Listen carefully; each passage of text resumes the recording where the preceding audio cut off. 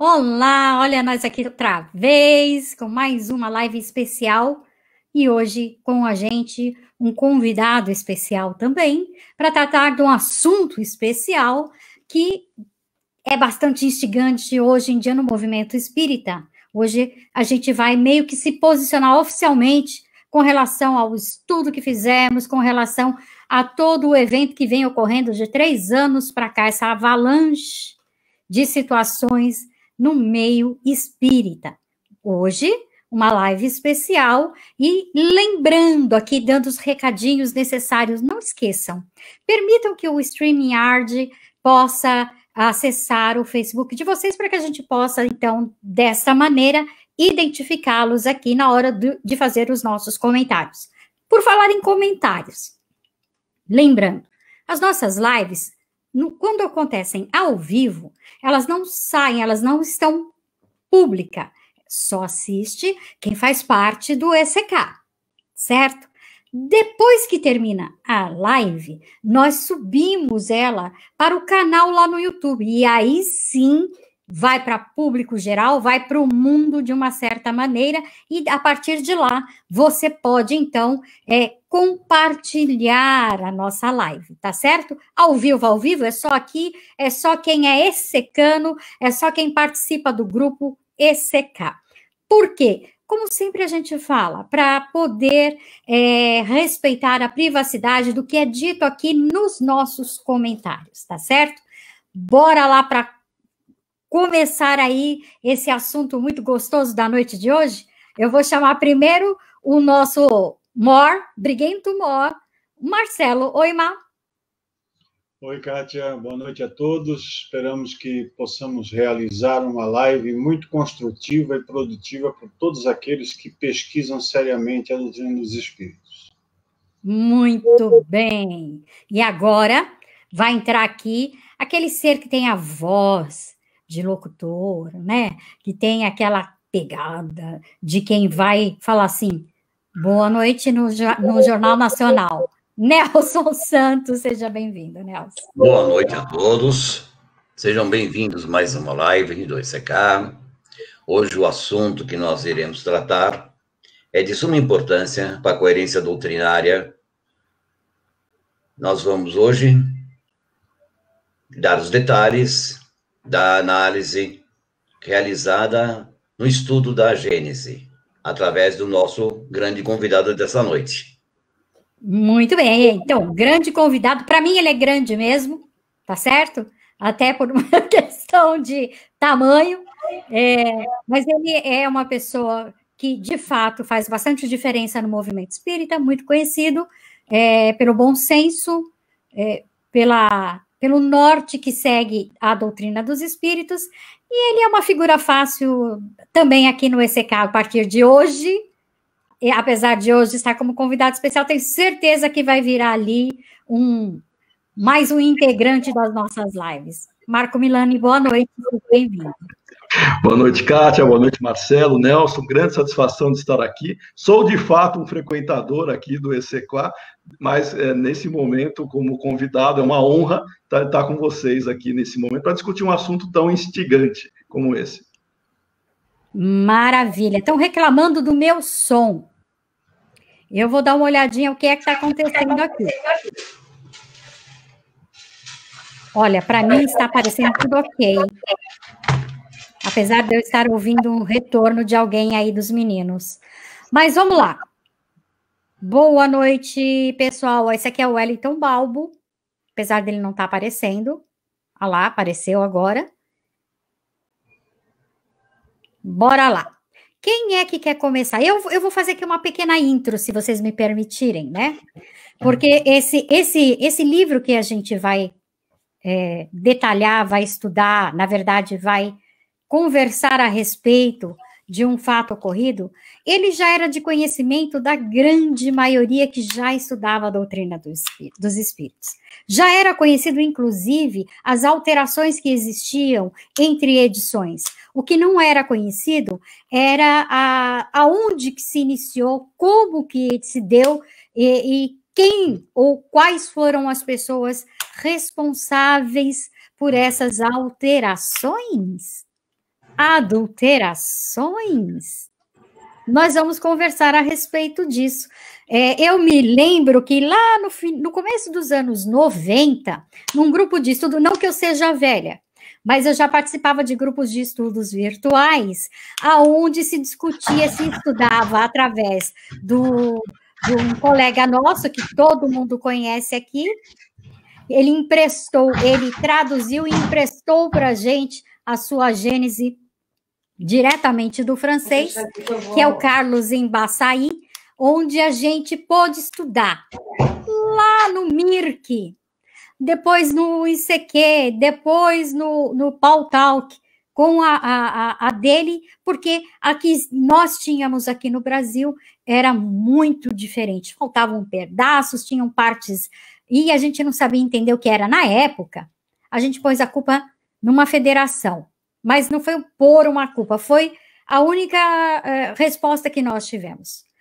Ainda bem que 3 anos atrás apareceu uma tal de Simone Privato com documentações, com artigos importantíssimos, dando nome aos bois e colocando documentalmente em livro aonde e como aconteceram as alterações. E é sobre isso que a gente vai falar hoje, né, meninos? Quem quer começar? Vamos dar uma introdução para o nosso convidado aí, né? Precisa? Ele é o concurso. Eu vou fazer um comentário rápido, então só um preâmbulo, tá? Porque a gente vai também comentar os resultados do nosso grupo, né? Das análises que foram feitas. Então, só para a turma que não acompanhou diretamente, mas que tenha esse panorama, e a felicidade também, quando eu vou comentar que muitos do ECK participaram desse grupo, então é com grande satisfação que a gente vem aqui trazer essas reflexões. Esse grupo de estudos foi organizado pela USE, União das Sociedades Espíritas do Estado de São Paulo, agora em 2020, como parte, né, desde 2018, a USE já vem se preocupando em estimular, incentivar as reflexões, as análises, traduzindo, né, desde a obra que estava em espanhol em 2017 para 2018, o legado de Allan Kardec, da Simone, como a Kátia comentou, e a partir daí sempre se incentivou, na revista Dirigente Espírita, a gente vem publicando, né, cada 2 meses, análises, exatamente, Marcelo, esse é o livro da Simone, e que é leitura, diria que obrigatória a todo mundo que queira conhecer os meandros, né, dessa história da Gênese. E desde então, a gente vem fazendo análises na revista Dirigente Espírita, da USE, capítulo a capítulo, com posições, pontos relevantes para reflexão, mas sempre de maneira respeitosa, sempre de maneira a levar a proposta da ideia da análise comparativa e não personalista, né, como infelizmente a gente costuma ver em outras situações. Desde então é feito isso, o movimento espírita vem crescendo, né, vem ganhando corpo esse tipo de análise, e felizmente a Gênese passou a ser uma daquelas que foi objeto de análise com mais dedicação dos espíritos que não leram, não liam a Gênese, infelizmente. Eu não sei, se fosse fazer um ranking, a Gênese não é o livro mais lido das chamadas obras fundamentais. Tanto é que a pessoa entra na casa espírita, não é esse livro que vai ser recomendado, né? Então, a Gênese, ela ganhou destaque, e esse ano nós abrimos essa chamada, né, e contamos, felizmente, com estudiosos do Brasil inteiro, que demonstraram interesse, quiseram participar, e aí eu vou colocar a Kátia, o Marcelo, o Nelson, e o Borges também, que de alguma maneira está nos acompanhando aqui, eles integraram, e outros colegas aqui do ECK, que direto ou indiretamente participaram da proposta. Também com pesquisadores ou estudiosos desvinculados de instituições, com outras abordagens, muitas vezes, mas o importante é que formou-se um grupo, né, no final com 16 pessoas, com bastante seriedade, bastante profundidade nas análises, e nós analisamos os 18 capítulos, e dos 18, 7 foram apontados como a existência de ambiguidade, que é isso? Que existem interpretações variadas sobre o mesmo texto, sobre o mesmo item em estudo. Isso é ambiguidade, apesar de alguns acharem que não deveria se falar ambiguidade.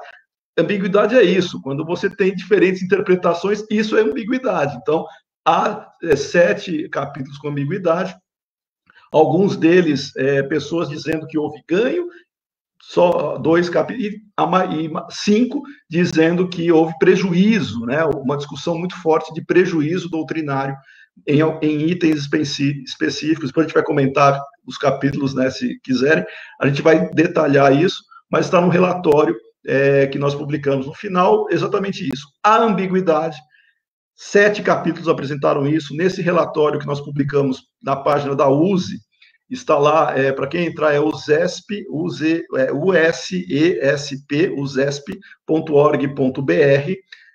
Entrando lá, vai ter no menu Galeria, dentro de Galeria Documentos, e vai achar o nosso relatório, a síntese, né, do nosso relatório, e onde os 18 capítulos são abordados de maneira detalhada, com as posições divergentes, muitas vezes nesse sentido, e apontando que, apesar de haver ambiguidade, cabe ao espírita sério comparar, olhar as duas, ele buscar essa interpretação e não simplesmente ser levado a crer por A ou B. Não, vai lá ele, compara, analisa, estuda, vê qual perspectiva faz mais sentido, porque é isso que nós vamos fazer e que Kardec nos recomendou, que é com a fé raciocinada. Então fica aqui, de maneira muito resumida, tá? Esse grupo, ele teve essa proposta, e eu faço uma separação, aí se o Marcelo, o Nelson e a própria Kátia quiserem comentar, nós não nos preocupamos em ficar provando ou desprovando a autoria, né? A autoria das alterações.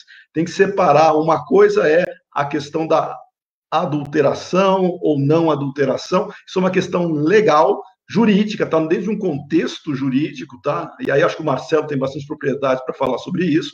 E na questão doutrinária, que é o que nós fizemos, independe se foi ou não Kardec. Claro, a gente pode ter a nossa percepção, será que Kardec escreveria isso ou não? Isso é uma percepção nossa, mas a gente não entrou no mérito jurídico, e nem se teve correção gramatical, se ficou melhor, a gente procurou analisar a parte doutrinária, e foi sobre isso que nós nos debruçamos, e esse relatório está aí à disposição para todo mundo, para ler, compreender, criticar e, eventualmente, se identificar com as propostas que nós fizemos. Genericamente foi isso, e agora eu deixo para vocês fazerem os seus comentários, porque vocês foram parte essencial desse relatório.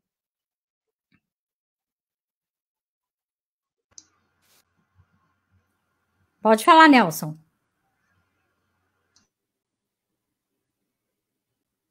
Acho que o microfone está fechado. O microfone estava fechado, perdão. O microfone estava fechado, perdão. Então, como o Milani bem acelerou, a nossa preocupação foi com a coerência doutrinária entre as edições, comparativamente, interpretando capítulo a capítulo. Não nos preocupamos nesse estudo na parte jurídica, se é adulterado, se ela foi por X ou Y, não importa quem foi que adulterou, se foi o próprio Kardec, embora tenhamos as nossas próprias convicções sobre as inserções e as partes que foram extraídas do texto original, da primeira à quarta, mas o estudo ele avançou sobre, como citado, a coerência doutrinária.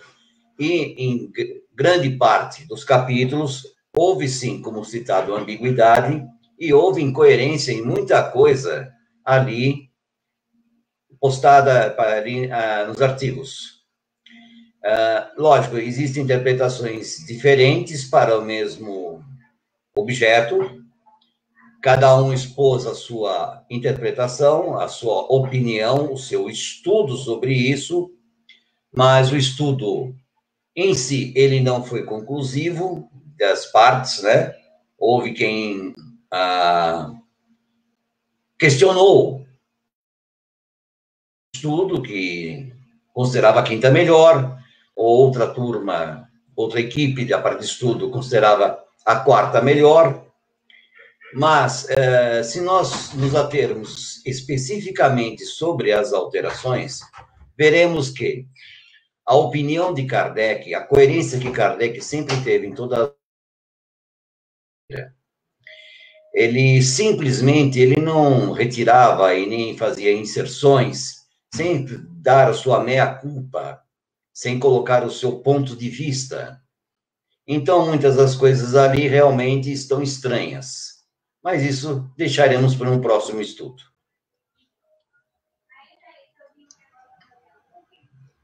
Muito bem. Desde que nós tivemos notícia, na época que a Kátia mencionou, né, ainda no século passado, para você ter uma ideia, dos primeiros ruídos em relação à tradução da Gênese, a Simoni, o Júlio Nogueira e eu nos debruçamos sobre a questão jurídica para justamente verificar, segundo a norma legal vigente na França na época, como deveria ser o procedimento padrão de publicação ou de autorização em registros legais para que uma obra pudesse ser alterada.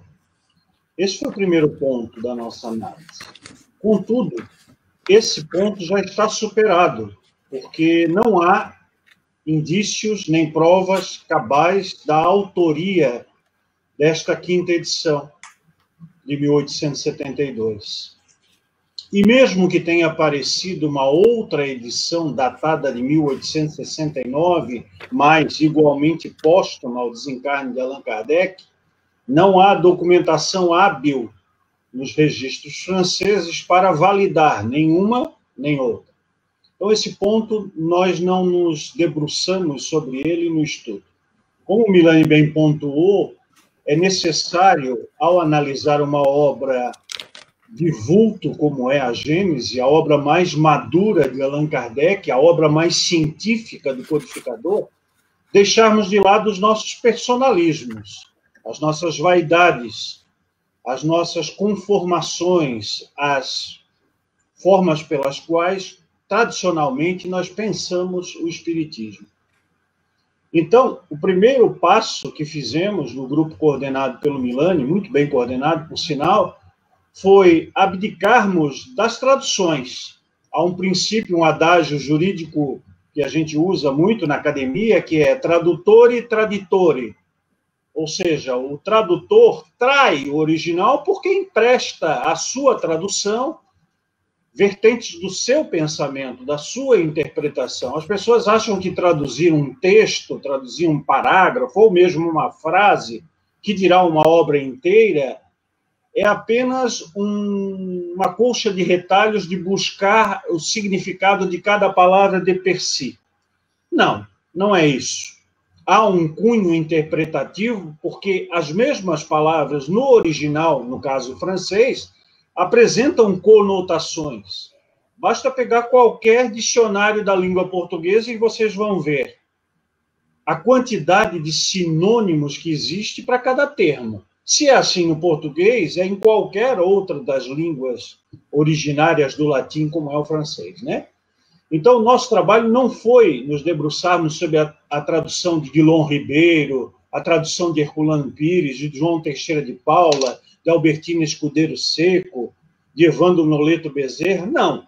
Nós saímos do ponto de vista da interpretação do tradutor e fomos beber na fonte. Então, pegamos as obras no original francês, de 1ª a 4ª, até março de 1869, quando Kardec desencarna, e a outra, que continua sendo conhecida como uma obra de 1872. A partir daí, nós fizemos, então, todo esse trabalho de vasculhar dentro dos textos qual o espírito a que eles se propuseram.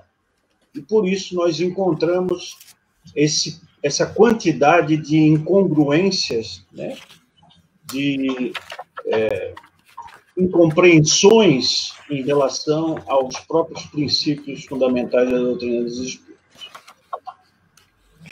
vale dizer que esse estudo que a gente fez junto com a USE, com a coordenação do Marco Milani, terminou com 16 pessoas fazendo parte, analisando capítulo a capítulo. Cada semana, um dos participantes apresentava o capítulo, tinha o seu tempo ali para apresentar, e dava o seu entendimento a respeito do que estudou, do que trouxe para o estudo da noite. E o que a gente pôde notar, e está no relatório que o próprio Milani forneceu, e inclusive está aqui, inclusive o Carlos Magno colocou o link para a gente, quem quiser baixar é só clicar no link, mas faz isso depois, faz agora não, senão vocês vão perder a live, aí não tem graça nenhuma, né? Mas, olha, 7 capítulos da Gênesis apresentam itens com ambiguidade, que foi o que o Milani disse. Tem ambiguidade, tem que se falar, porque ficar pondo dedos para tratar de um assunto que de fato aconteceu e que até então era meio que escuso, era meio que extraoficial, era sabido por mais quem participava de grupos particulares e que quem se embrenhava, vamos dizer assim, mais profundamente no estudo. Então, desses 7 capítulos com ambiguidade ou até mesmo uma certa divergência, causando, inclusive, impactos doutrinários. E aí, falando em impactos doutrinários, nós já temos uma pergunta interessante do Edson. E aí eu vou pedir para o Milani responder primeiro e depois os demais, se quiserem completar, por favor. Na opinião de você, na análise comparativa realizada, houveram princípios básicos doutrinários afetados? Primeiro, meu abraço, meu boa noite aí ao Edson, né? Ótima questão, porque é a questão que vários, né, fazem e, afinal de contas, a maior parte do movimento espírita não quer saber se teve declaração de impressão, a maior parte quer saber, tá, mudou o quê? Né? Qual é o impacto que ocorreu no processo?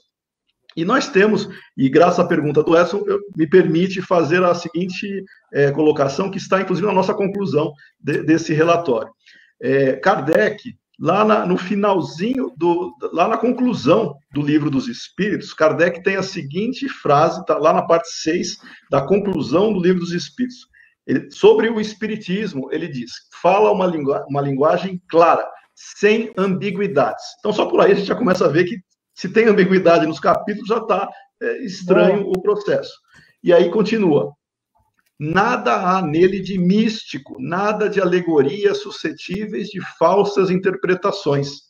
Quer ser por todos compreendido, porque chegados são os tempos de fazer-se que os homens conheçam a verdade. Vejam esse trecho como ele é rico.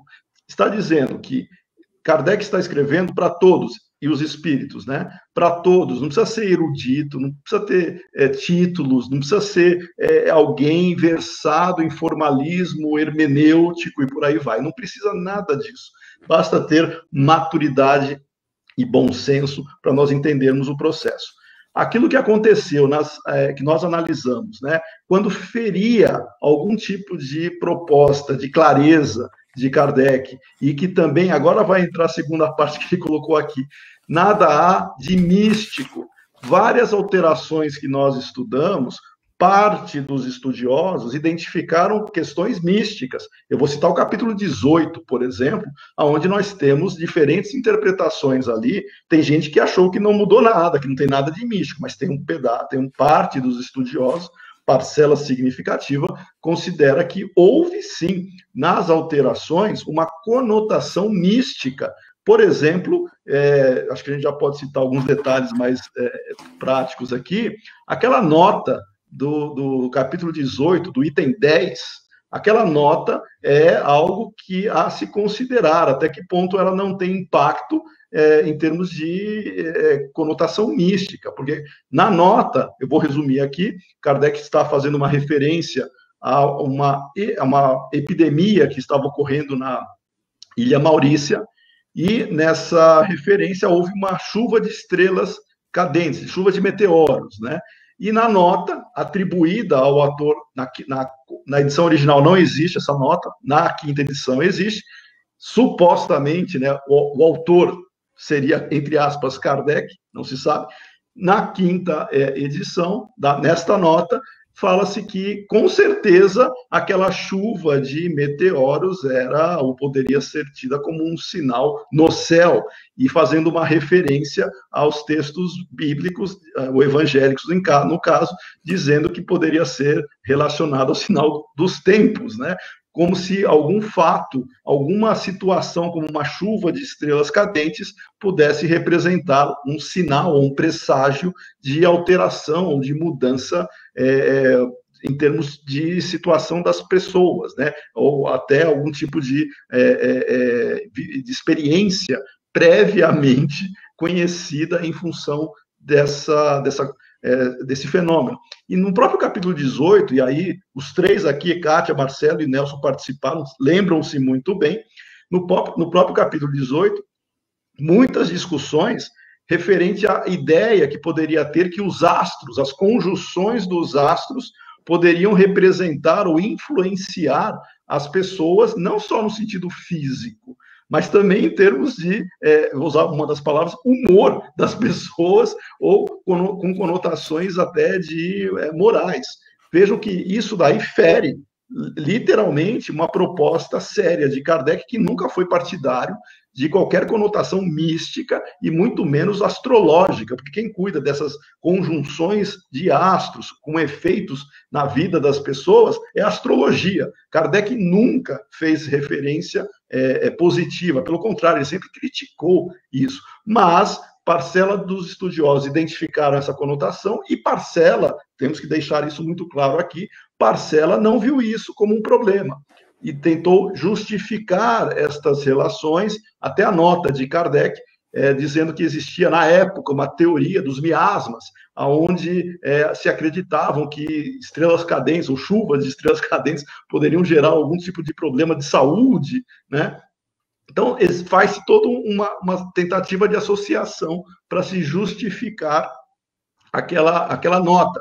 Respeitável, todas as perspectivas, mas cabe a cada um ter o bom senso de analisar, se posicionar ali e adotar aquela que lhe parece mais razoável. Uma coisa eu posso confirmar e dizer para o Edson: se tem ambiguidade, fere o que ele falou lá, que ele estava escrevendo com clareza. Se há conotações místicas, então aí é um problema sério, que o Espiritismo não tem nada de supersticioso nem de místico.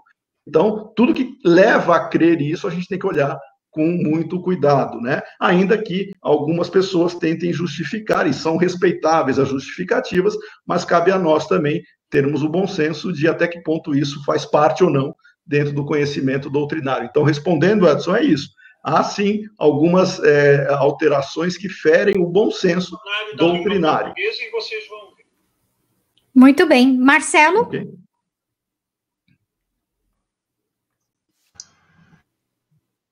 Que nós que estudamos Allan Kardec consideramos que ele mesmo foi se desenvolvendo dentro da compreensão dos fatos espíritas.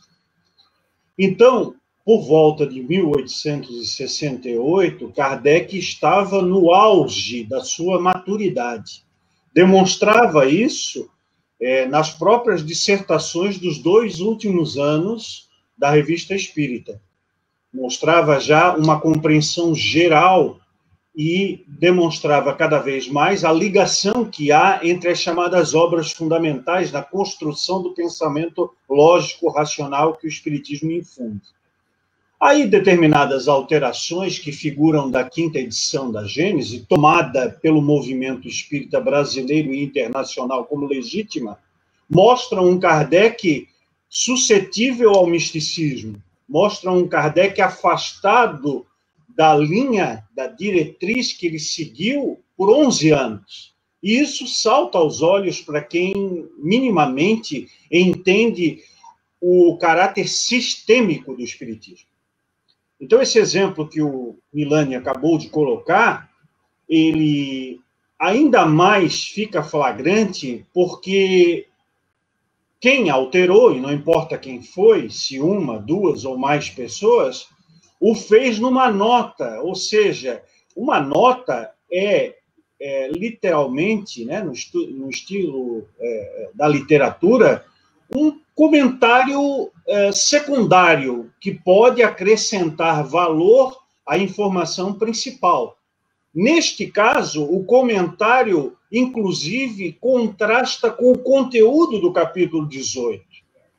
Quando a gente vê outros trechos da codificação em que Kardec fala, por exemplo, da harmonia universal, fala da função da Lua como satélite natural da Terra e do equilíbrio que a Lua proporciona ao planeta Terra, Kardec antecipa algumas questões que seriam depois vividas e entendidas por todo o século XX, com as descobertas da ciência astronômica, nós vemos um contraste e uma contrariedade a essa lógica racional em apresentar esta interpretação espiritual dos sinais do céu. Guardadas as devidas proporções, se colocássemos no padrão Terra 2020, seria como alguns espíritas repetiram no início da pandemia, que esta era um sinal do céu para apressar a progressividade dos encarnados sobre a Terra. Então, guardadas as devidas proporções, é um elemento dessa natureza, em que as pessoas tentam colocar a ideia espírita no seu pensamento. E isso é algo que Kardec repeliu totalmente no seu trabalho pioneiro. Eu quero primeiro aqui, antes de dar continuidade, antes do Nelson dar a palavra dele a respeito desse assunto, quero dar boa noite para um pessoal que foi chegando aqui agora, se vocês me dão licença. Vamos lá, então. A Júlia Neso, que está aqui, ela não é Júlia Neso, viu, gente? Aprendi a falar o nome dela corretamente, é Júlia Neso. Por favor, nunca mais digam errado. Quem mais que está aqui com a gente? Está a Célia Bacchini, está a Tânia Lopes, o Edson, a Valéria, o Mauro Agenor, que agora é figurinha fácil também aqui do ECK, gente boníssima, muito bem-vindo todo mundo. O Sanches, muito obrigado pela participação de vocês. Alguns, eu estou tendo uma certa dificuldade, vocês já sabem qual é, porque não aparece para mim um nome, mas a gente vai conseguindo driblar aqui, ó. A Vânia está aí também. Beijo para todo mundo que está participando. Nelson, agora é com você. Não esqueça de abrir o seu microfone antes de falar. Aliás, antes do Nelson, deixa eu pôr aquela outra figura do ECK que também participou do nosso grupo de estudo lá com o pessoal da USE. E ele, que é muito introspectivo, muito sério, é o mais sério da turma, tá, pessoal? Ele dá risadinha só de vez em quando. O nosso querido Marco Borges. Boa noite, Marco. Boa noite para todos. Tivemos um probleminha técnico do Windows aqui, conspirou junto com algumas forças ocultas, mas estamos aí. Estou gostando de ver aí. Maravilha. Você vai entrando aí na onda, daqui a pouco você fala. Manda ver aí, Nelson. Bem, como já bem salientado pelo Marcos Milani e pelo Marcelo Henrique, o que aconteceu nas versões diferentes de A Gênese foi, como a Kátia também citou, na época do Paul Talk, que também acompanhei, Kátia, onde eu descobri a diferença entre a quarta e a quinta. Isso no começo da década de 90, quando o Embaçaí apresentou a terceira e fez a comparação com as traduções então existentes à época, que causou o primeiro escândalo, digamos assim, no qual a FEB levou a culpa pelas traduções. Mas isso é uma outra história e não vem ao caso agora. Desde que eu descobri a edição através do Paul Tack, eu fiquei com a quarta. Por quê? É o que foi citado. Existem as inconsistências, falta uma certa coerência doutrinária. capítulos que são contraditórios à linha de pensamento de Kardec. Kardec não ia alterar simplesmente o pensamento dele do dia para a noite. Kardec era um pensador, de maneira até mesmo científico, metódico, ele era educador. Nenhum educador altera seu plano de estudo do dia para a noite sem se justificar e sem expor os argumentos. Ele não faria apenas uma modificação tão banal como foi apresentada na quinta edição.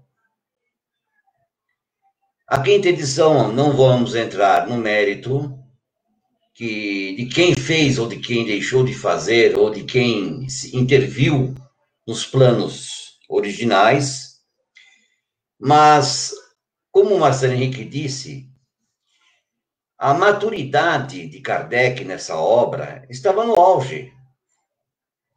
O seu entendimento sobre o ensino dos espíritos completava-se. Ele não iria pura e simplesmente fazer uma alteração que contradissesse toda a linha de pensamento que vem desde o Livro dos Espíritos, com teorias, misticismos, mitos.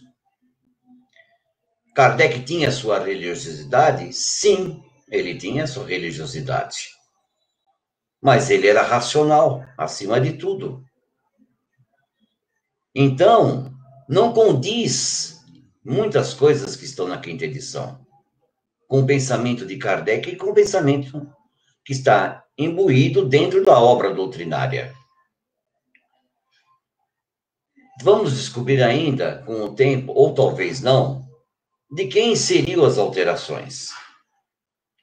Mas, com certeza, não foi Kardec, em muitas delas. Contraria totalmente o pensamento dele e o ensino dos espíritos. Nesse ponto... Marco, você quer fazer? Nesse ponto, eu fico até com uma posição até um pouco mais radical. Posso estar errado? Sim, posso estar errado. Mas, nos meus, 30 e tantos anos de espiritismo, eu nunca vi Kardec ser incoerente.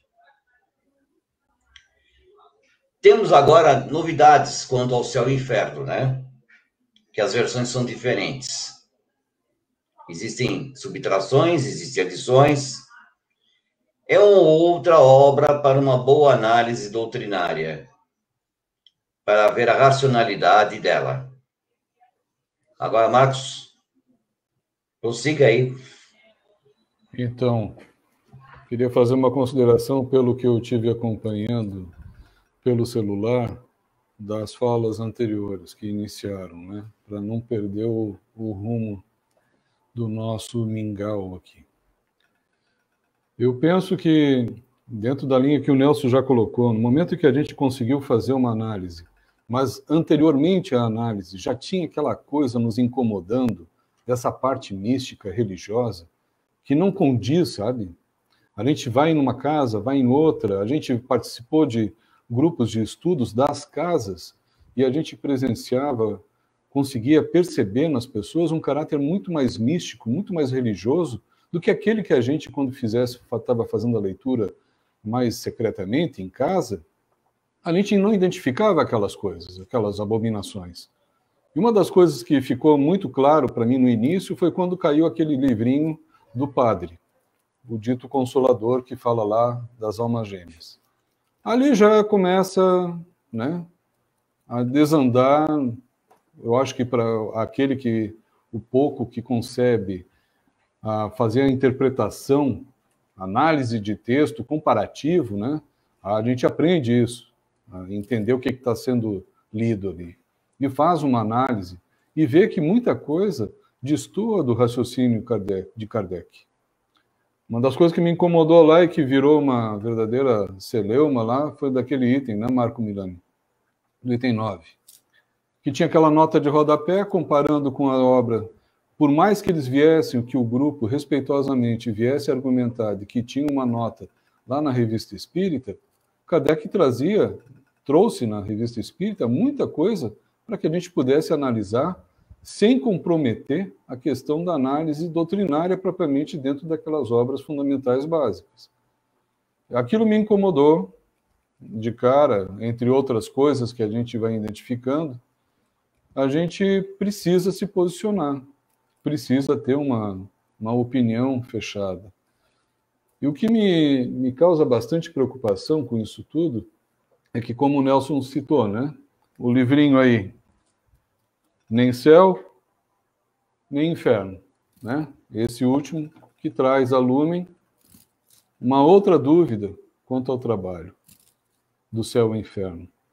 Isso, querendo ou não, isso vai fazendo desacreditar, dentro do movimento espírita, de uma maneira geral, aonde é que a gente está indo, né? O que foi que a gente trilhou até agora?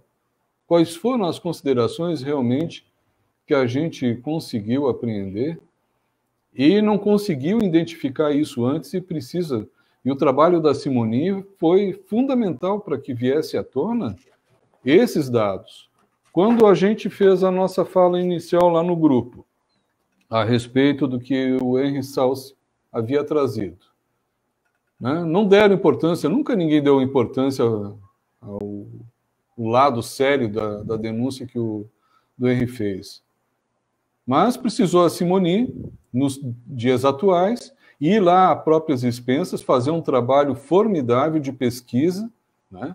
Ela foi em cada cantinho, pessoalmente, para fazer isso. Ao contrário de estar indo buscar alguns elementos de cópia disso, de acessar pela internet, eu não tiro a validez do trabalho que é feito, né, dos pesquisadores em torno desse problema todo. Mas vamos combinar, pô. Teve um trabalho pessoal, uma dedicação, houve um trabalho editado através do livro dela, que traz ali elementos suficientes para a gente chegar e colocar em dúvida, sim. E aí tem uma questão, né, que a Cláudia tem ali, que eu estou lendo ali, Kátia, desculpe aí, mas está ali colocado, né, que se essas alterações que a gente identificou no conteúdo, se aproximam das ideias rustenistas, a partir dos 4 evangelhos, ora, abre uma lacuna para que a gente possa, né, tá legitimando deturpações que possam estar levando justamente a essa conformação. E esse caráter religioso que a gente vê de norte a sul do nosso país é extremamente nocivo. Não permite a nós refletirmos quanto à questão mais profunda que os espíritos superiores nos trouxeram, né? A livre escolha. Não existe essa ideia de culpa. A culpa é uma coisa criada pelo dogmatismo religioso. Existe, sim, responsabilidades. Quantas coisas a gente pode identificar? E eu penso que o debate, ele iniciou. O sistema federativo ficou na parede agora, porque durante anos, décadas, legitimou esse tipo de coisa. Como nós vamos nos comportar frente a isso? Bom, numa live aqui já fomos rotulados de comunistas, né? O que será que vamos rotular? Pouco importa também, mas o que importa é a gente fazer esse trabalho de caráter sério, que foi o que o Marco, meu xará aí, conseguiu levar e disse, olha, quero te dizer que tu teve um saco de jote de paciência, porque houve momentos que eu teria jogado a toalha, sabe? Houveram discussões bastante caloradas, importantes, porque a gente está identificando todo esse processo. Como que a gente vai se comportar daqui para frente? Porque é uma questão que traz, né, esse desacreditar. Então quer dizer que a Gênese foi adulterada. Agora existe a possibilidade do céu e inferno também, sabe? Como que nós vamos nos comportar diante de todo esse pandemônio de situações que a gente está se dando por conta do que vem, né? E qual vai ser realmente? O tempo vai dizer para a gente. Mas o ECK tem feito um trabalho interessante e importante para justamente trazer a lumen, trazer a reflexão das pessoas que realmente estão importadas e incomodadas com tudo isso. Inicialmente Muito era bem. isso que eu queria fazer, na minha fala. Muito bem. Eu tenho uma pergunta aqui já, que eu separei do pessoal, que é um Facebook user, não consegui identificar ainda. Daqui a pouco ele levanta a mão e diz quem é. As diferenças de texto comprometem o conceito de autonomia moral da doutrina espírita? O que é que vocês acham? Quem quer responder primeiro? Eu? Tá bom, Marco. Vai pela dedocraticamente, Marco Milani. Tá. Bom, é que aí a gente já está fazendo conexões, né, com termos ou vocabulário que no presente estão em voga, mas que a gente tem que entender que não quer dizer que não estavam presentes também na doutrina, né? Então, dentro do princípio da fé raciocinada e dentro do princípio da responsabilidade, da liberdade individual, das escolhas, né, da consciência de cada um pautando as nossas responsabilidades e os efeitos disso nós mesmos provocamos, a gente entende que essa questão interna, Kardec sempre, desde o Livro dos Espíritos, procurou enfatizar.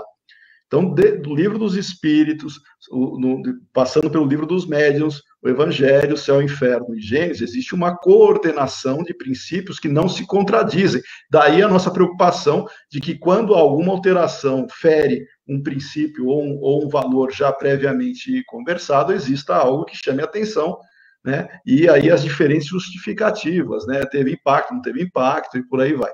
Eu diria o seguinte, dos capítulos que nós analisamos, e aí eu vou reforçar essa proposta que é muito válida para todos. A gente tem que colocar a lume aquilo que nós efetivamente acreditamos da análise crítica. A análise crítica implica na pessoa essa autonomia que foi comentada aí. Ela tem que ter autonomia eu não vou chamar de pesquisadora, que seria mais... mas a atitude de pesquisa, em termos de se debruçar sobre isso e comparar aquilo que no Livro dos Espíritos nós já temos como base para efeito de reflexão. Existe um problema muito sério que as pessoas às vezes querem colocar em pequenos trechos toda a obra, né? Então invalida toda a obra. Tem que tomar cuidado, né? A gente está discutindo trechos que no grupo a gente identificou que feriam, ou que tinham, ou que não tinham, dependendo da visão que a pessoa apresentava. No conceito de autonomia, que é um conceito mais recente, que está sendo utilizado agora, principalmente em função do Paulo Henrique, né, que traz toda essa conotação, eu entendo que Kardec nunca se ausentou, nunca fugiu dessa ênfase. Nós, espíritas, é que eventualmente não interpretamos de maneira adequada, e aí cai num problema seríssimo no movimento espírita, que é até cultural nosso, que é essa questão da influência igrejeira que a gente tem de subordinação. A gente não tem que ficar subordinado a palavras de médiuns, de palestrantes, de entidades federativas, ou de o que quer que seja. A gente tem que compreender e tomar isso como referência para nós irmos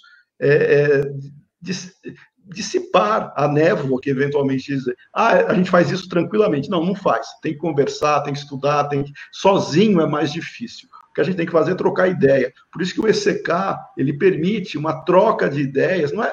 Eu nunca vi alguém querer impor, aqui eu não sei, Marcelo, vocês são coordenadores do grupo, mas a ideia não é impor verdades, é estimular e levar a pessoa à reflexão. Então, quando alguém pergunta o que mudou e é importante ou não, a gente sinaliza, põe lá as referências e ela tem que se conscientizar do problema. E não a gente determinar, isso aqui é um problema sério, você aceita e sai por aí repetindo. Não. E aí vem uma outra questão que eu coloco para o grupo, tá? Que foi na fala, não lembro se do Marcelo ou do Nelson, sobre a parte histórica, acho que foi até da Kátia, que já se discutia isso, e o Borges resgatou. Eu vou citar um caso, e deixo depois, passo a palavra. O Herculano Pires, que é uma referência no movimento espírita, sempre perguntam, mas por que o Herculano nunca viu isso? Primeiro, que a Gênese não era estudada. E eu conversei com a Heloísa e com o Herculaninho, e eles falaram, nunca vi meu pai comparando edições, porque não tinha isso. Isso que a Simone fez, ela foi lá em loco. Não existia internet, você ficar lá fuçando o dia inteiro para ver se tinha diferença, né? Não tinha isso. Herculano, ele ajudou na tradução, ele supervisionou a tradução da Gênese, da 5ª edição. Eu até tenho aqui, a minha é da LAC, mas da Edicel ele também traduziu. Essa capa aqui é capa antiga, tá? Vocês provavelmente não têm mais no mercado. Da LAC, é a tradução do Júlio, do Vitor Pacheco, exatamente. Esse aí é o Céu e o Inferno, do Vitor Pacheco, e que nós tivemos a supervisão do Herculano. Na tradução da LAC e da Edicel, essa aqui, num dos capítulos que deu problema, que deu divergência, é o capítulo 14, no item 1, aonde na Gênese original está lá, os fenômenos espirituais não podem ser explicados pelas leis da matéria. Isso aí todo mundo entende. Leis da matéria não explica fenômenos espirituais. Você não precisa fazer associações. Na Gênese modificada, que é a 5ª edição, trocou-se leis da matéria por leis da natureza.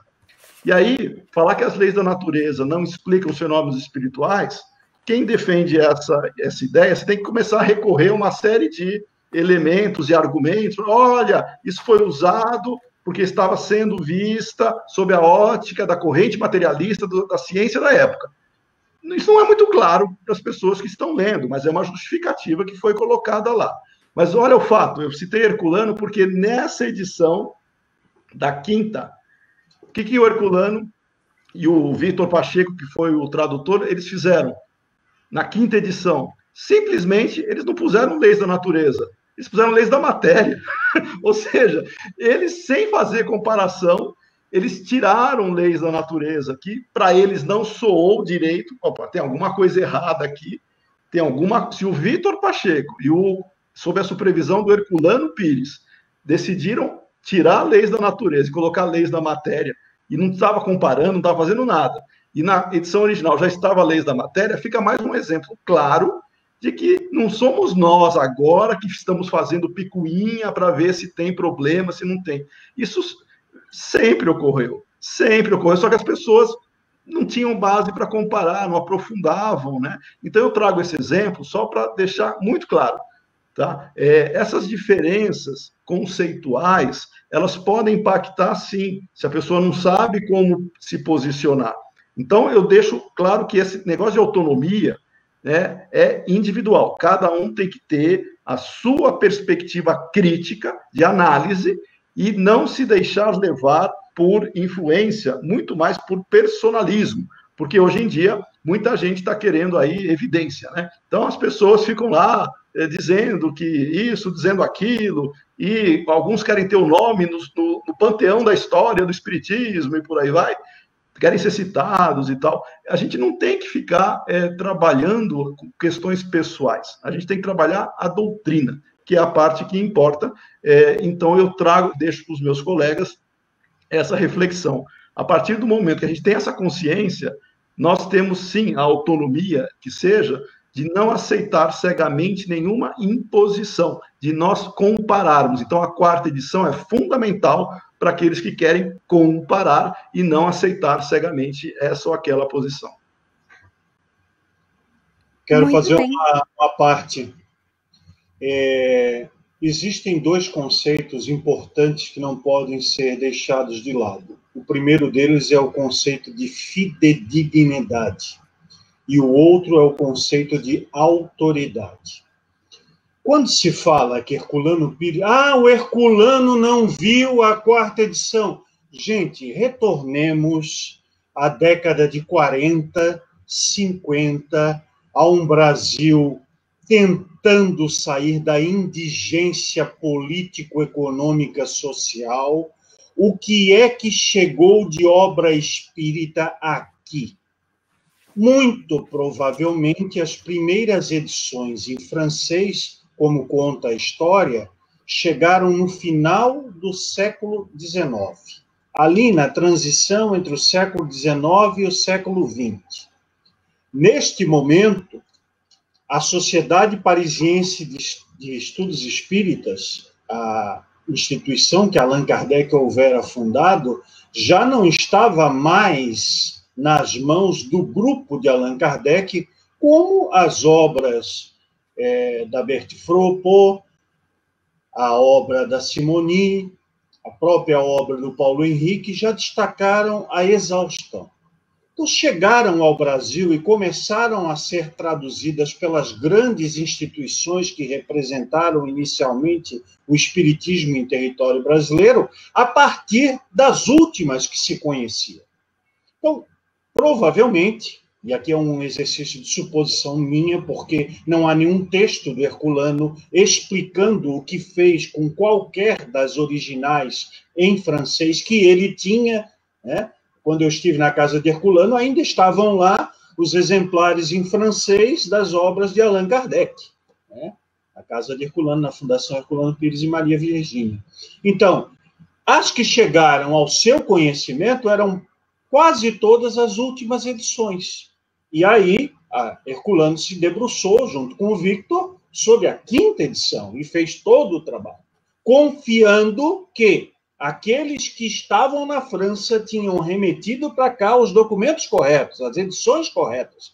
Depois, numa investigação que envolveu muita pesquisa, acesso documental informatizado, como fazer uma pesquisa dessa na década de 50, 60, 70 do século passado? Impossível, além dos custos, toda a operacionalidade. Hoje os documentos estão devidamente microfilmados, e foi por isso que Simoni pôde examiná-los à exaustão e incluí-las no seu livro O Legado de Allan Kardec. Aí não dá também para a gente reportar culpa a ninguém, porque todos nós fomos bois de piranha nesse movimento. Todos nós aceitamos. Eu, por exemplo, me tornei espírita em 81. A Gênese que eu estudei no ano de 82... foi a Gênese traduzida por Guilom Ribeiro, em cima da 5ª edição. Em 1985, eu comprei a Gênese com a tradução do Victor e supervisão do Herculano. Haviam pouquíssimas diferenças, por quê? Porque os originais tinham sido novamente os da 5ª edição. Então, querer reportar para o passado é descontextualizar todo o processo de amadurecimento de nós, enquanto movimento espírita. Hoje nós temos condição, né? Hoje não se coloca as instituições francesa e brasileira num pedestal de infalibilidade, mas na época que eu me tornei espírita, essa infalibilidade era vigente. Não se podia questionar, porque, afinal de contas, em nome da caridade, em nome da ética, em nome do bem-estar, da boa vontade, todos estavam fazendo o melhor que estava ao seu alcance. E isso nos permite divisar que há erros que são feitos por ingenuidade, há erros que são feitos por seguir a corrente e há erros de má fé.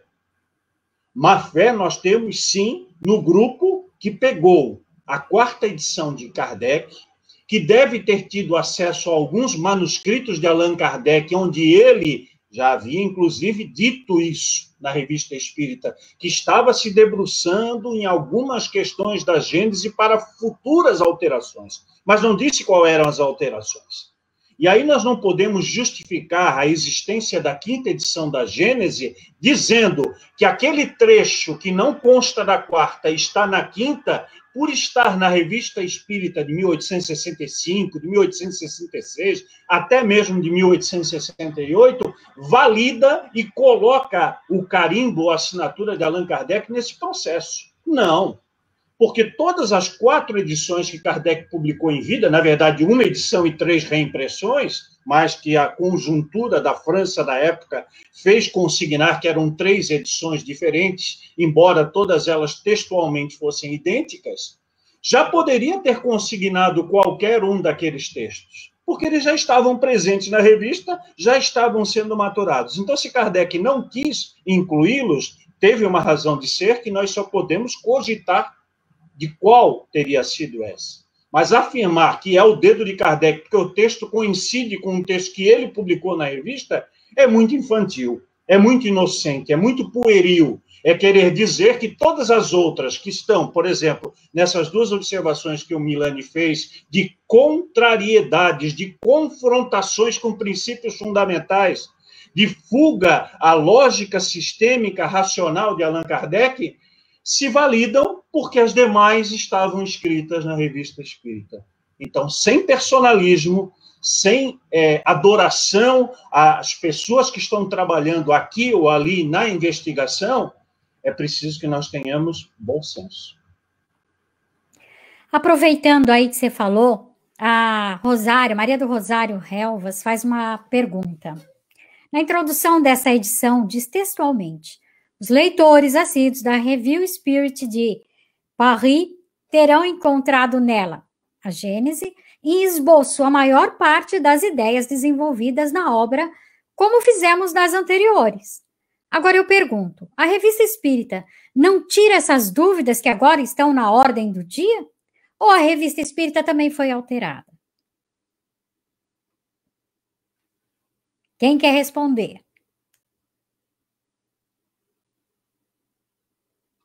Eu já falei demais, mas fiquem à vontade aí para falar. Hoje é seu dia, Milani. Tá, não. É que esse assunto é interessante porque a gente trouxe várias vezes essa discussão no próprio grupo, né? Até que ponto a Revista Espírita ela serviria de suporte para legitimar, como o Marcelo acabou de falar, para legitimar uma inserção dentro de uma obra fundamental, sendo que o próprio Kardec, na introdução da Gênese, coloca que existiam assuntos ali que estavam aguardando a sua validação, ou seja, já estavam na Revista Espírita há bastante tempo, só que estavam aguardando a sua maturidade, a sua validação. Então, trabalhar a Revista Espírita é fundamental, claro, todo estudioso tem que ler a Revista Espírita, tem que consultar, tem que compreender a dinâmica da revista, que ela trabalha com textos com potencial doutrinário, textos da época, que eram correspondências que Kardec trocava sobre o próprio movimento espírita, sobre questões sociais, sobre questões morais, Kardec sempre colocou na Revista Espírita. O problema é tomar textos da Revista Espírita como se fossem aqueles já passados, ou já através do critério da universalidade ou da validação, já tivessem sido reconhecidos como ensinamento dos espíritos, e não como uma opinião de um espírito ou de alguns como estavam ali, né? Então, o grande cuidado com a Revista Espírita não é não estudá-la. Ao contrário, a gente tem que estudar. É compreender que é um laboratório que Kardec se servia e não necessariamente por estar ali, ele foi validar, a informação foi validada para se tornar um ensinamento dos espíritos. Então, esse é o primeiro cuidado que eu acho que a gente tem que ter. E, de novo, né, a gente está falando da Revista Espírita até a desencarnação de Kardec, porque depois que Kardec desencarnou, continuou-se a editar a Revista Espírita, abriu ainda foi ele, mas depois foram seus sucessores.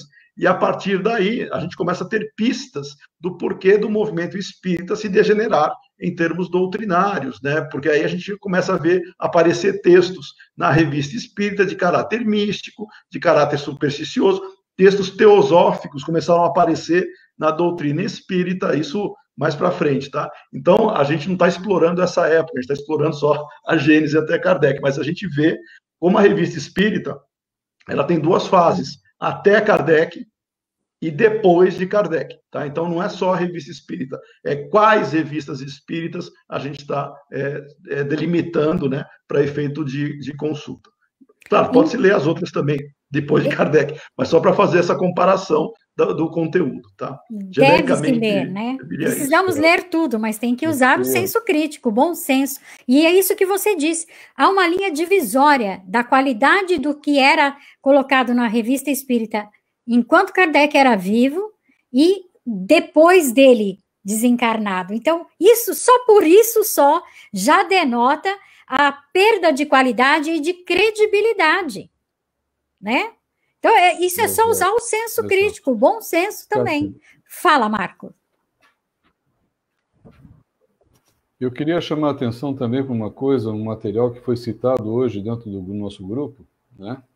sobre aquela comunicação, um trabalho de Kardec, colocado lá em maio, na Revista Espírita de 1863, sobre o exame das comunicações mediúnicas que nos enviam. Nós, lendo aquilo ali, trecho por trecho, né, frase por frase, fazendo uma reflexão profunda, é isso tudo e mais um pouco daquilo que o Marcelo já falou, o próprio Milani já falou, e que nós temos o cuidado dentro do ECK, e levamos isso para a questão pessoal, íntima, de a gente manter esse cuidado.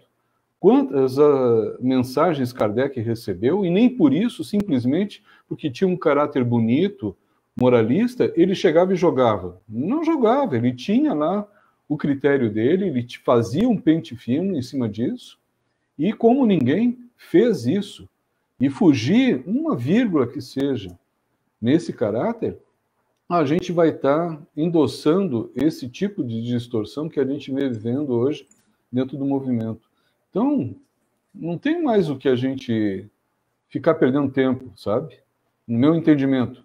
Mas eu volto aqui a trazer essa questão que eu falei ainda há pouco. Essa questão do descrédito que passamos a viver por conta dessas identificações, né? Identificamos as alterações na Gênese, comparando a quarta e a quinta. Agora nos vem esse trabalho do Paulo Henrique, né?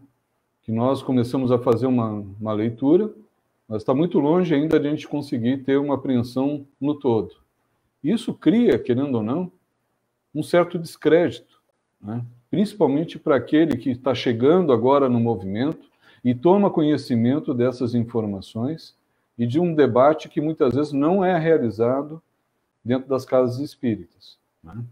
Eu gostaria que, se a gente pudesse, escorrer um pouquinho sobre essa reflexão que eu acho muito importante por conta da situação que a gente está vivendo, e a partir do próprio documento, Milani, que você inclusive colocou no relatório final, isso está muito claro, né?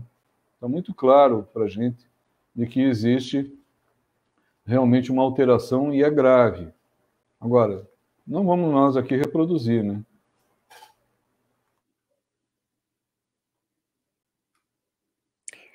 Quer falar, Marcelo? Como foi tocado na Revista Espírita, nós devemos ter muito cuidado em relação a toda a obra de Kardec. Se existe suspeição sobre a suspeição ela deve ser estendida a todas, é a minha opinião. Já que o próprio Kardec consignou, por diversas vezes, a sua acuidade com relação à forma, ao método e ao conteúdo. Dizia ele, na ausência de fatos, a dúvida é a opinião do homem sensato.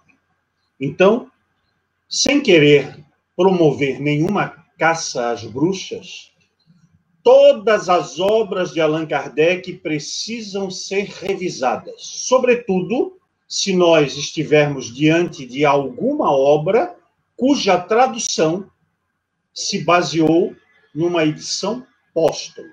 Então, o Livro dos Espíritos, o Livro dos Médiuns, o Céu e o Inferno, o Evangelho segundo o Espiritismo, os opúsculos menores, que depois foram consolidados nas obras fundamentais, e toda a edição, toda a coleção completa de 12 volumes da Revista Espírita precisará ser minuciosamente investigada. Quando pudermos.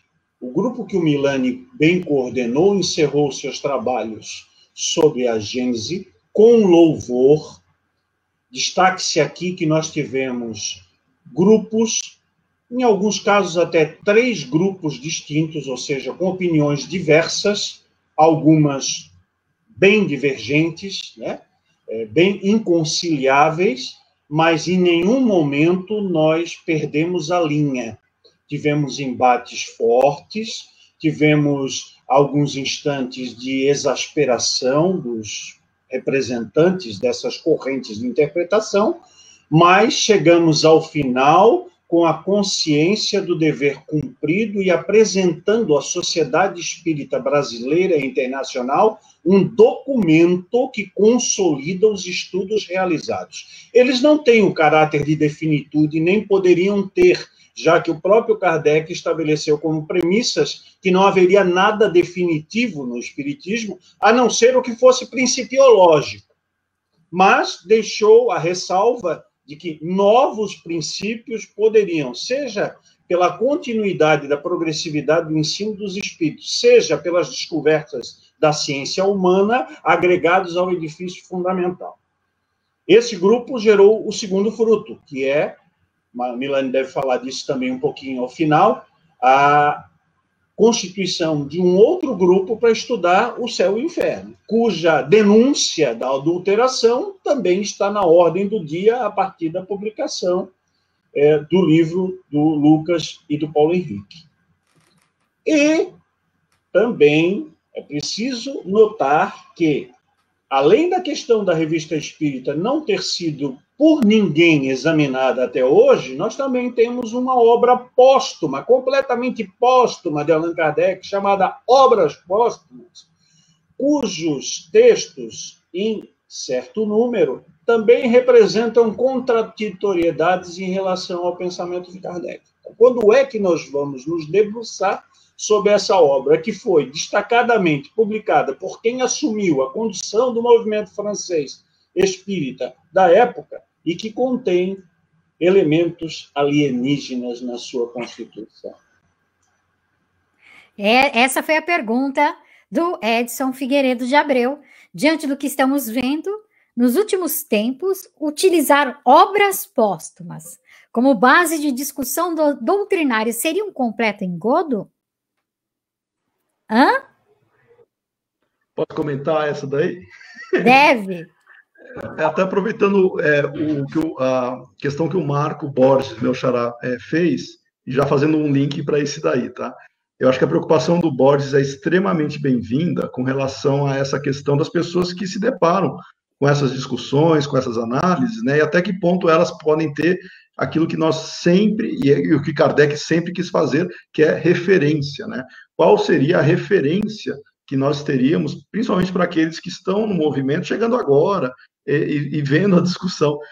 Primeiro, os princípios espíritas, os valores e os princípios que Kardec plantou e desenvolveu no Livro dos Espíritos, no Livro dos Médiuns, no Evangelho, e ainda que com essas discussões que a gente está tendo de análise no Céu, Inferno e na Gênese, os princípios eles são consistentes. Quando há pequenas divergências, que é o que a gente está discutindo, está sendo nas edições, não nos princípios basilares do Espiritismo. Então, as pessoas que chegam, claro, elas vão encontrar a oportunidade de enriquecer, mas aí eu vou até um ponto antes, Gil Borges.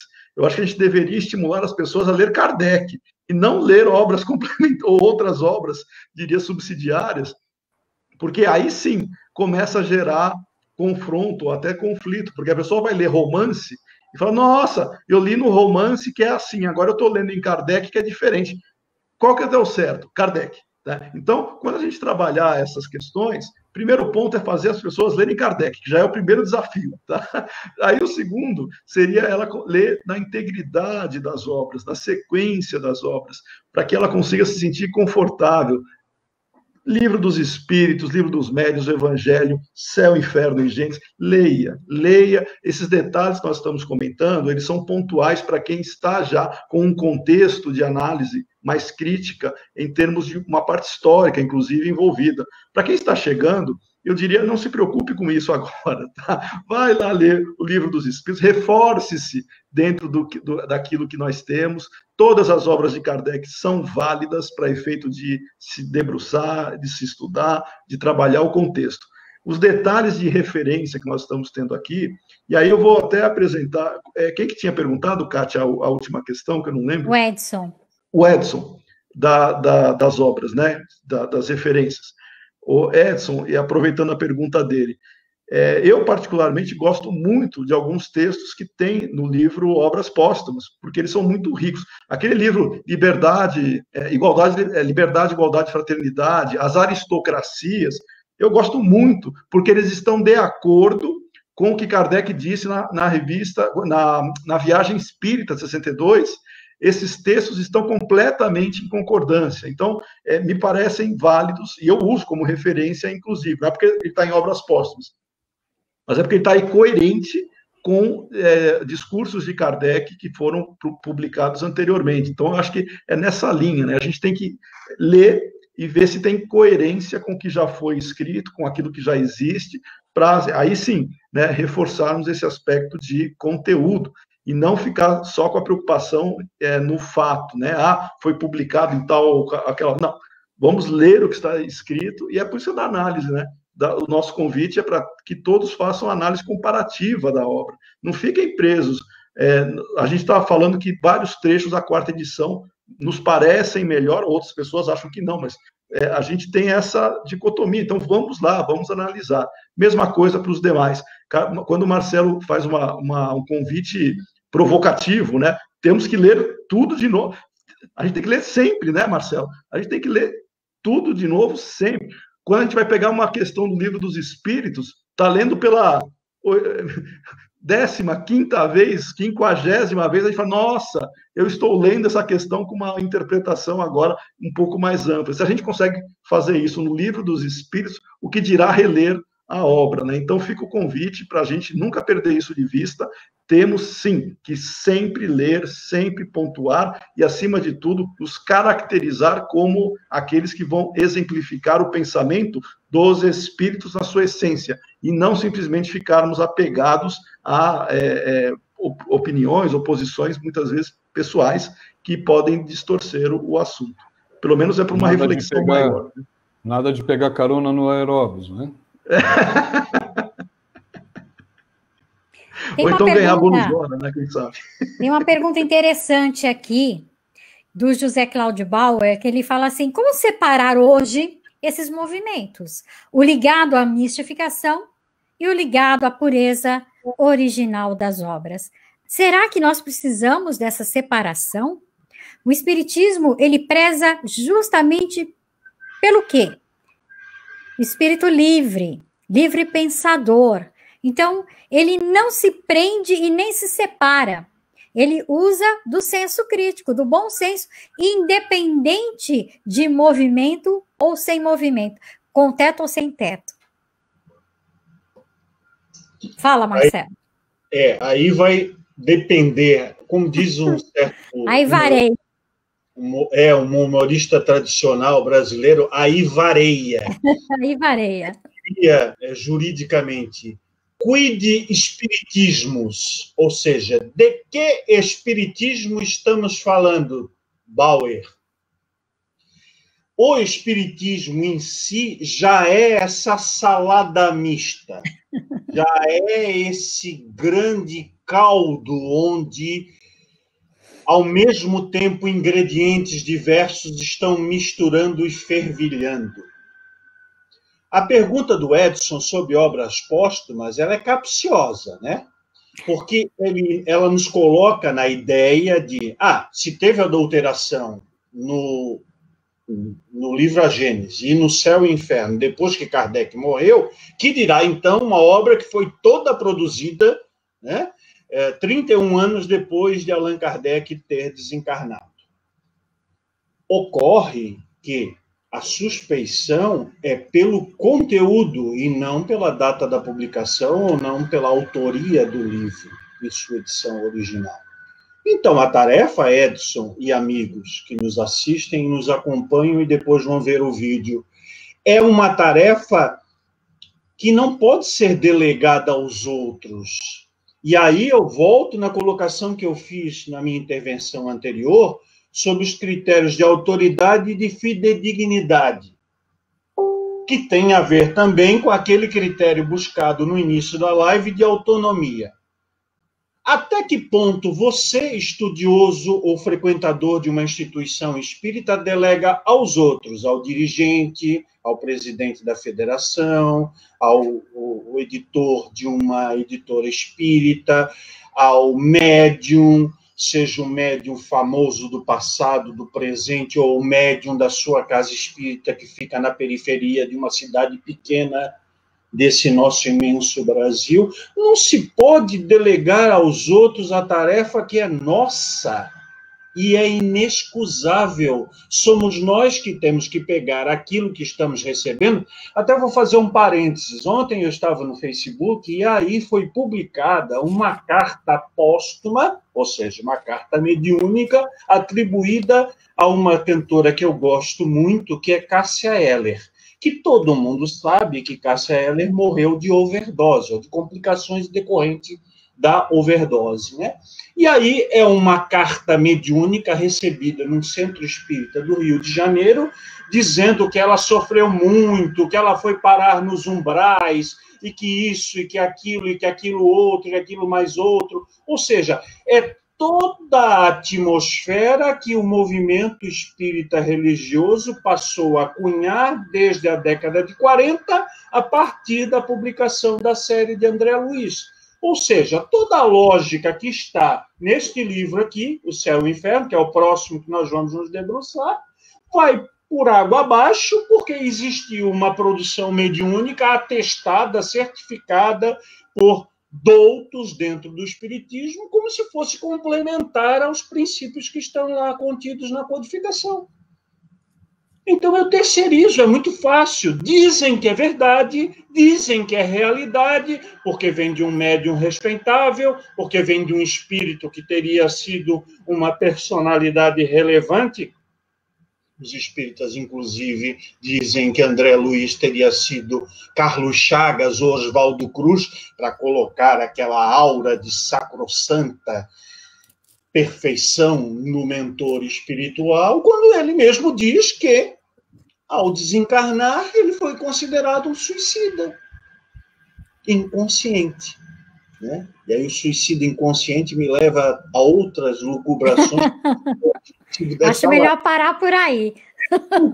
Qual é o critério? O critério tem que ser de exame racional de tudo que está aí. Não é porque tem a assinatura de Kardec que é válido. Nós estamos vendo que, mesmo com a assinatura do homem, não está funcionando. Então, a gente não pode terceirizar esse serviço. Eu vou aqui responder uma perguntinha do Ney Penalva. Aí, se os demais quiserem complementar, mas eu acho que mais para tirar a dúvida dele é o seguinte: a FEAL está redigindo, já redigiu, inclusive, uma nova edição, que na verdade é o resgate da original da Gênese. Possivelmente vai também trazer à tona uma nova edição, que será um resgate da 4ª edição do Céu e o Inferno. A maioria dos países já fizeram, já mudaram, já voltaram para os originais. Então, é questão de tempo, é uma questão de, vamos dizer assim, algo correto a se fazer, e não tem discussão a respeito disso. Quem quiser ficar com a alterada, fique. Não é também obrigado a mudar. O que é para mudar é a consciência através do estudo, pesquisa e entendimento dos princípios de fato doutrinários. Agora, nós estamos chegando ao final, temos os últimos minutinhos, e eu vou pedir para que cada um faça suas considerações finais. É um assunto vasto, é um assunto que um chama o outro, né? Porque vai desencadeando, vai encadeando e vai fazendo com que essa corrente nunca acabe. Mas precisamos encerrar 2 horas de live. Olha que delícia, né, gente? 2 horas de discussão a respeito da doutrina dos espíritos, discussão de alterações que foram feitas indevidamente. Então, para começar, eu vou deixar o nosso visitante por último, que é para ele ouvir todo mundo. E eu vou pedir para, então, o Nelson fazer as considerações finais. Bem, o que nós podemos tirar de todo esse assunto exposto é que nós temos que ter, sim, o senso crítico e o bom senso ao analisar as obras. Estou me reportando o dia de ontem, numa videoconferência sobre um trabalho que nós realizamos no Centro Eu fui cunhado, como eu já fui várias vezes, de ser polêmico. Eu falei, gente, não é polêmica. Vocês precisam pegar as obras fundamentais de Kardec e lerem.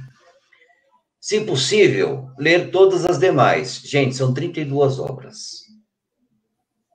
Quando vocês lerem as 32 obras, analisarem, terem bom senso, utilizar seu livre-arbítrio, fazer as considerações e as comparações, vocês vão poder se cientificar das diferenças gritantes que existem entre as obras ditas complementares ou subsidiárias, que para mim não são nenhuma coisa nem a outra.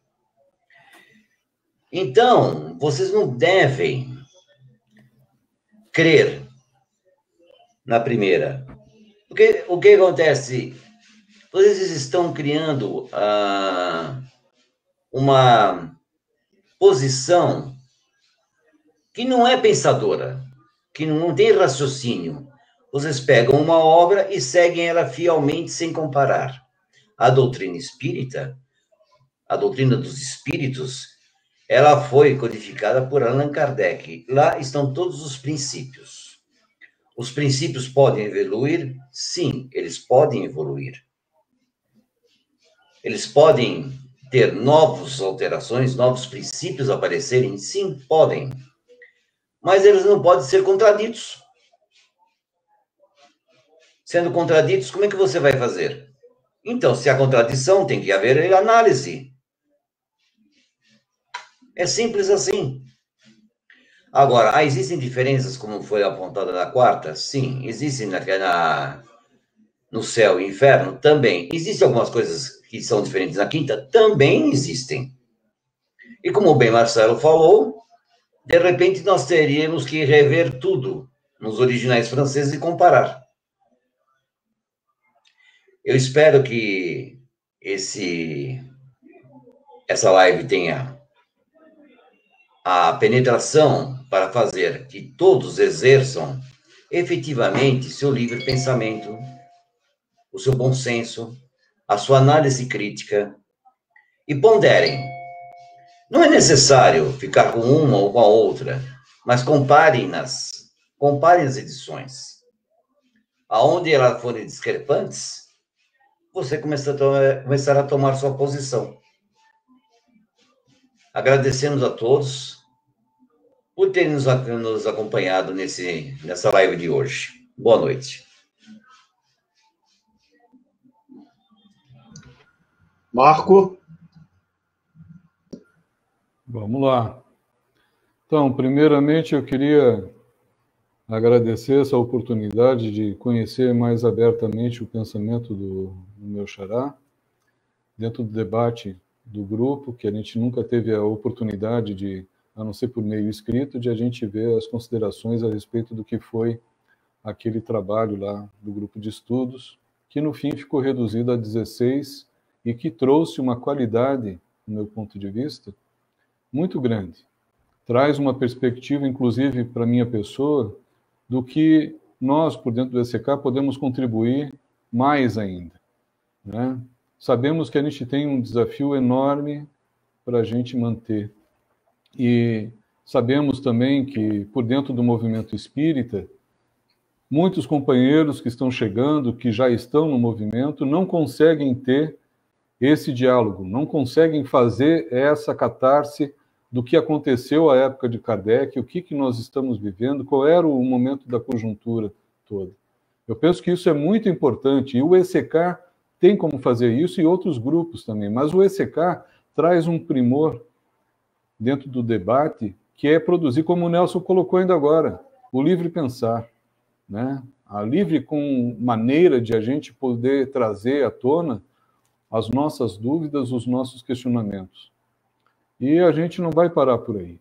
Nós vamos ter bastante desafio, sim, e eu espero poder fazer parte, poder estar contribuindo, apesar de, às vezes, a gente ficar aí refém, como a Kátia ficou agora ainda há pouco, também fiquei refém aí de entrar dentro da rede para poder acompanhar desde o início aqui pelo StreamYard. Mas nós estamos de parabéns. Nós estamos de parabéns. Nós não estamos na zona de conforto, que é aquela que diz tudo amém, que tudo reza, que pega aeróbus, vai tomar sopinha no além e por aí vai. Um abraço para todos, um bom final de semana e não esqueçam em votar conscientemente amanhã. Somos cidadãos reencarnados. Vamos fazer valer o peso do nosso voto numa escolha feliz. Um abraço.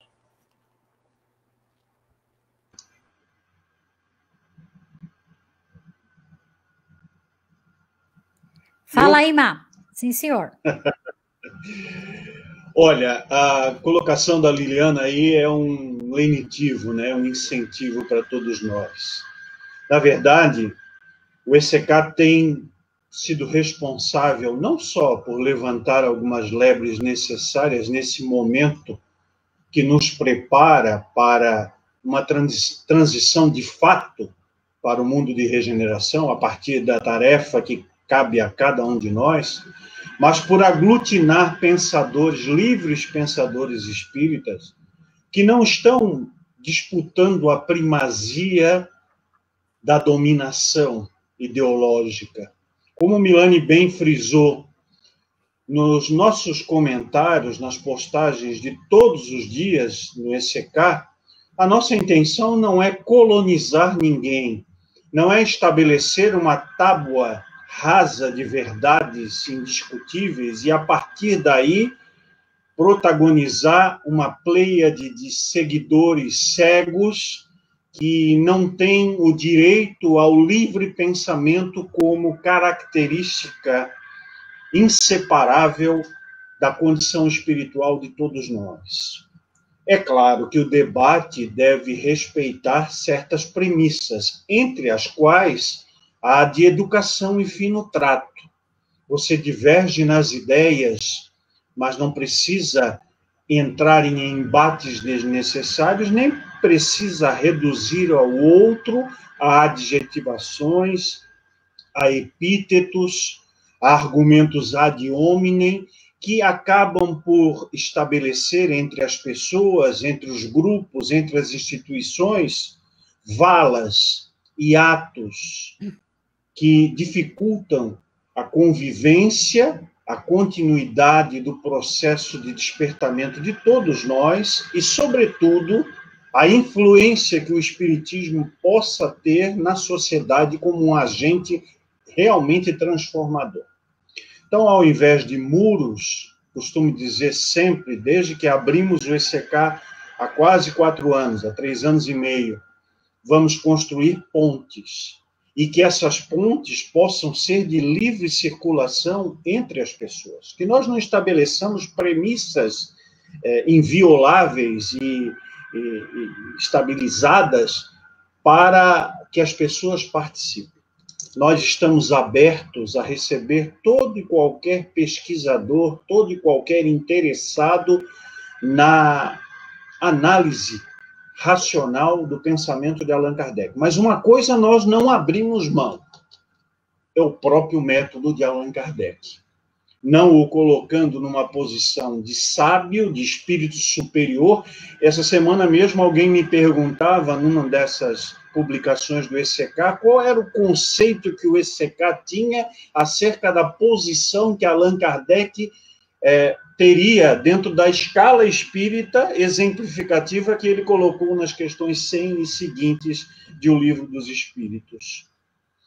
E eu respondi dizendo que eu não teria certeza de cravar a posição de Allan Kardec dentro da escala espírita. Uma coisa eu tenho a certeza, que Kardec não é um espírito superior.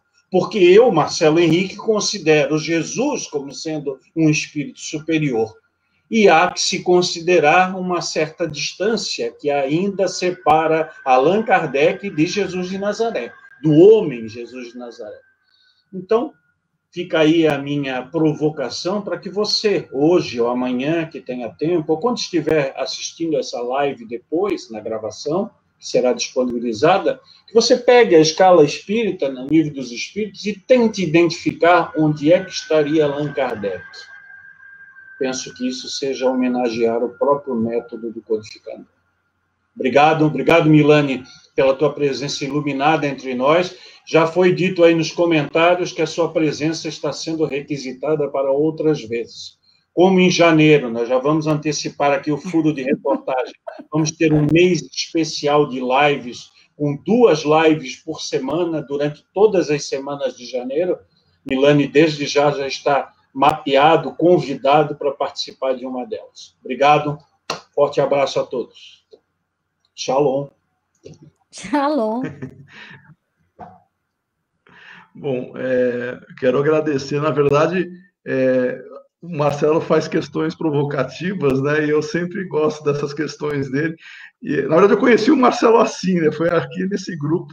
Ele me chamou a atenção desde o momento que ele se posiciona, e a gente vê que ele é uma pessoa que, de fato, nos faz pensar, né? Então, eu agradeço o convite, agradeço vocês todos na companhia.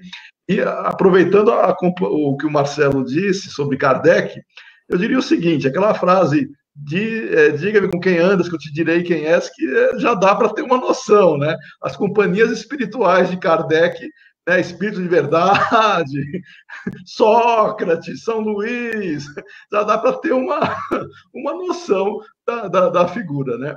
E para mim foi uma grande honra estar aqui com vocês, muita alegria mesmo. Quero agradecer a participação dos amigos que participaram do chat. Eu não consegui ver o nome de todo mundo, mas eu fiquei com muita saudade de ver todos nós aqui reunidos, e o Mauro, inclusive, a Júlia também, né, estavam no chat. Eu fiquei lembrando das nossas reuniões no grupo de estudos, tá? Então, foi uma alegria, pelo menos, ver vocês todos juntos aqui, porque deu muita saudade nesse ponto. Ó, a gente mal acabou o grupo, já estou com saudades, né? Então, já tô esperando aí janeiro, que nós vamos ter agora o livro, né, O Céu e o Inferno, que vai ser, com certeza, bastante desafiador e instigante esse processo. Então, eu quero agradecer, quero destacar também que o nosso relatório está lá disponível, um colega, acho que publicou o link, né?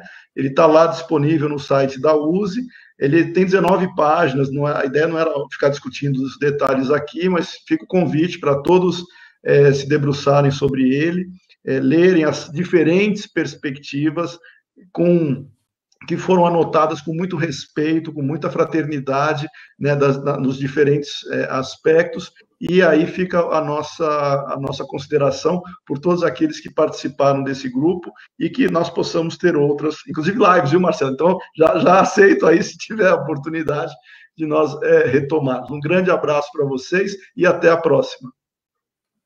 Maravilha, gente. Eu agradeço a presença de vocês, meninos. Presença muito boa, muito gostosa. Todos eles. Obrigada, Marco. Até a próxima. E é isso, gente. Acabou mais uma live, olha só. E com todos vocês participando assim ativamente, é sensacional. A gente só pode agradecer a vocês essa oportunidade deliciosa da gente poder se falar, trocar ideias, aprendermos juntos. Até a próxima, semana que vem tem mais. Tchau!